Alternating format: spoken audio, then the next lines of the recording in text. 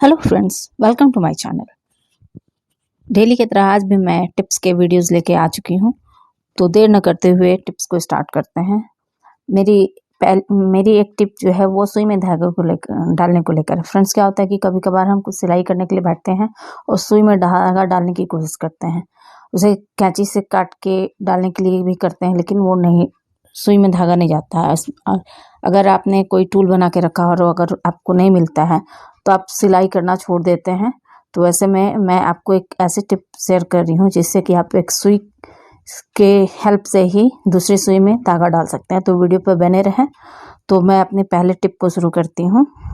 मेरी पहली टिप जो है वो ईयर रिंग को लेकर है। फ्रेंड्स, क्या होता है कि हम जब भी कोई ईयर रिंग पहनते हैं तो आर्टिफिशियल, काफ़ी लोगों को आर्टिफिशियल ईयर रिंग सूट नहीं करता है, खुजली होने लगती है, कान में पस हो जाता है, घाव हो जाता है। लेकिन कभी कभार क्या होता है कि आप अगर गोल्ड या सिल्वर के भी ईयर रिंग पहन रहे हैं तो उसमें भी ये प्रॉब्लम आती है। तो ये प्रॉब्लम जो है उसके पेंच जो होते हैं उसके कारण आती है।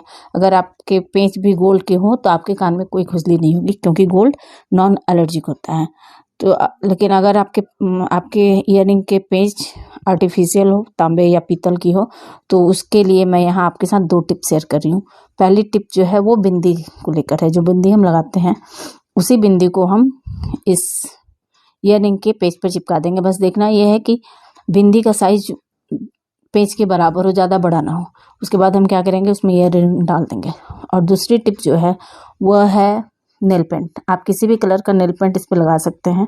मेरे पास ट्रांसपेरेंट था तो मैंने यहाँ ट्रांसपेरेंट लगा दिया है। अगर आपके पास कोई भी कलर का हो नेल पेंट तो उसे लगा सकते हैं, क्योंकि ईयर रिंग का जब पेंच हम लगाते हैं तो वो दिखता नहीं है। और इसे हम लगा के इसे सूखने के लिए छोड़ देंगे।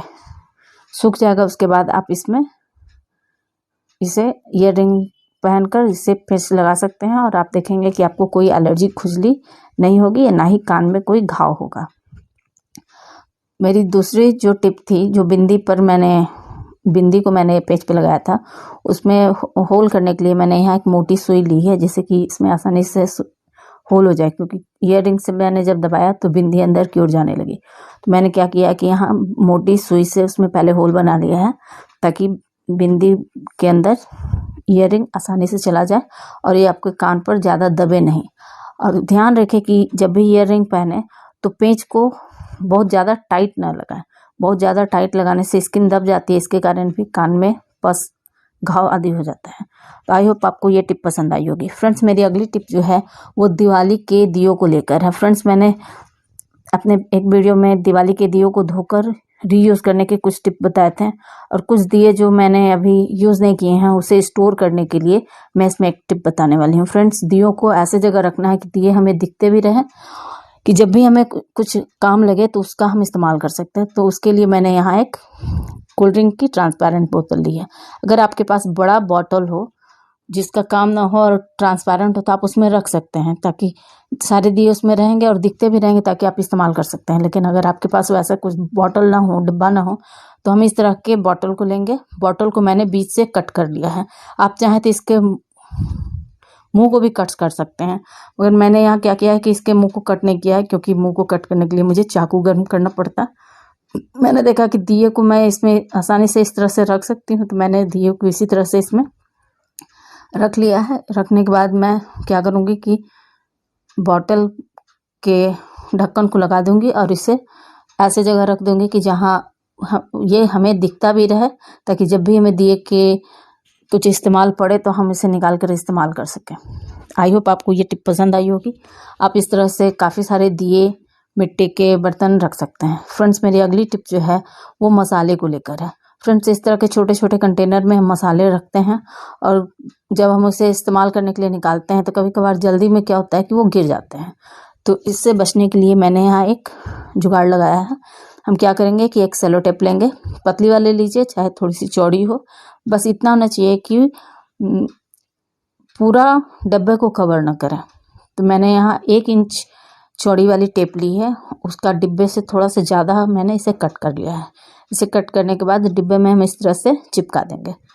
इस तरह से चिपका देने से क्या होगा कि जब भी हम मसाले को निकालेंगे तो मसाला टेप से लगकर हमारे कंटेनर में ही गिर जाएगा और मसाला बाहर नहीं गिरेगा और हमारा किचन मैसी नहीं होगा। तो आई होप आपको ये टिप भी पसंद आई होगी। मेरी अगली टिप जो है वो हनी को लेकर है। फ्रेंड्स, अक्सर हम हनी को पीने में या फेस पैक बनाने में यूज़ करते हैं। तो इसे हम चम्मच पर लेकर इस्तेमाल करते हैं। तो जैसे मैंने इसे जब पानी में घोलना रहता है तो मैंने इसे पानी में डाल दिया। इसके बाद हम जब चम्मच को उठाते हैं तो देखते हैं इसमें चम्मच में काफ़ी हनी लगा रह गया है। जब हमें इसे पीना रहता है तो हम इसी चम्मच से इसे घोल लेते हैं। तो इस तरह से पूरी हनी इस्तेमाल हो जाती है। लेकिन जब हम पैक बनाते समय डालते हैं तो क्या होता है कि चम्मच पे जो लगा हुआ हनी रहता है वो वेस्ट हो जाता है, जल्दी में हम उसे फेंक देते हैं। तो इससे बचने के लिए हम क्या करेंगे कि कोई भी ऑयल, घी या कोई भी चिकना चीज़ हम क्या करेंगे कि चम्मच पे लगा लेंगे। मैंने यहाँ घी को इस्तेमाल किया है क्योंकि मैं इसे पैक बनाने वाली हूँ। तो मस्टर्ड ऑयल अगर आपको सूट करता है तो कोई प्रॉब्लम नहीं हो, नहीं तो आप घी ही इस्तेमाल करें। इसे लगाकर हम इसे चिकना कर देंगे। इसके बाद मैंने इसमें हनी को लिया है और बिना वीडियो को कट किए हुए मैं आपको दिखा रही हूँ कि ये टोटल हनी रिटर्न गिर जाता है। जैसे अगर हम आधा चम्मच हनी या 1 चम्मच हनी लेके इस्तेमाल करते हैं और उसे हम थोड़ी देर के लिए इस तरह से चम्मच को उल्टा करके रखेंगे तो आप देखिए धीरे धीरे धीरे करते हुए सारा हनी बॉटल में रिटर्न चला जाता है। तो इस तरह से हमारा हनी वेस्ट नहीं होता है, बस थोड़ा आपको टाइम लगेगा। आई होप आपको ये टिप भी पसंद आई होगी। अब अगली टिप जो है वह सुई में धागा को डालने को लेकर है। फ्रेंड्स, क्या होता है कि कभी कभार हमें कुछ सिलना रहता है या सिलाई करते रहते हैं और सुई में धागा डालने में दिक्कत होता है। खासकर थोड़ा सा एज बढ़ने पर क्या होता है कि आंखों की रोशनी थोड़ी कम हो जाती है, जिसके कारण सुई में धागा डालना थोड़ा सा मुश्किल हो जाता है। तो वैसे में क्या होता है कि हम अगर कोई टूल है उसे ढूंढते हैं, अगर वो भी नहीं मिला तो क्या होता है कि हम सिलाई छोड़ देते हैं। लेकिन आज मैं इस वीडियो में आपको एक ऐसी टिप शेयर करने वाली हूँ जिससे आप किसी टूल के बिना ही एक दूसरे सुई के हेल्प से ही सुई में धागा काफ़ी आसानी से डाल सकते हैं। तो फ्रेंड्स, मैंने यहाँ आपको दिखाया है कि सिंपल अगर हम धागे को डालते हैं नहीं जाता है तो हम धागे को अच्छी तरह से कट करके करते हैं, क्योंकि क्या होता है ना कि धागा थोड़ा सा नुचा हुआ टाइप का रहता है तो नहीं जाता है। तो मैंने यहाँ कट करके भी डाला है लेकिन सुई में धागा नहीं जा रहा है।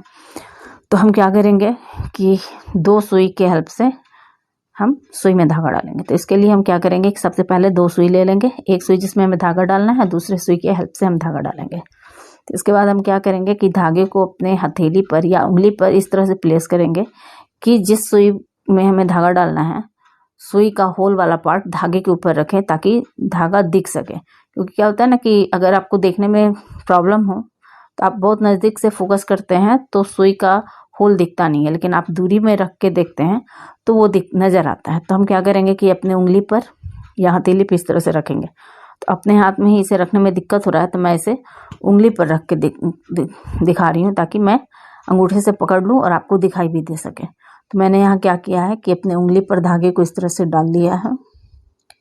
यहाँ करने से क्या हो रहा है ना कि पकड़ने पर दिखाई नहीं दे रहा है। तो मैंने इसे क्या किया है कि अपने उंगली पर इस तरह से रख लिया है और धागे के ऊपर सुई को इस तरह से प्लेस किया है कि धागा हमें दिखे। उसके बाद हम क्या करेंगे कि दूसरी सुई को लेंगे और उसके पॉइंट वाले टिप से सुई के अंदर से होल में धागे को खींच लेंगे। थोड़ी दिक्कत आती है लेकिन काफ़ी आसानी से ये धागा अंदर आ जाता है। तो आप देखेंगे कि धागा का एक लूप बनकर अंदर आ जाएगा। जब धागा का लूप बनकर अंदर आ जाए तो उसे आप सावधानी से खींच लें इस तरह से। तो इस तरह से आप सुई के हेल्प से ही सुई में धागा डाल सकते हैं और अपना जो भी सिलाई का काम हो उसे कर सकते हैं। तो आई होप आपको ये टिप पसंद आई होगी। फ्रेंड्स, अगर आपको मेरे वीडियो पसंद आते हो तो लाइक करें, शेयर करें और सब्सक्राइब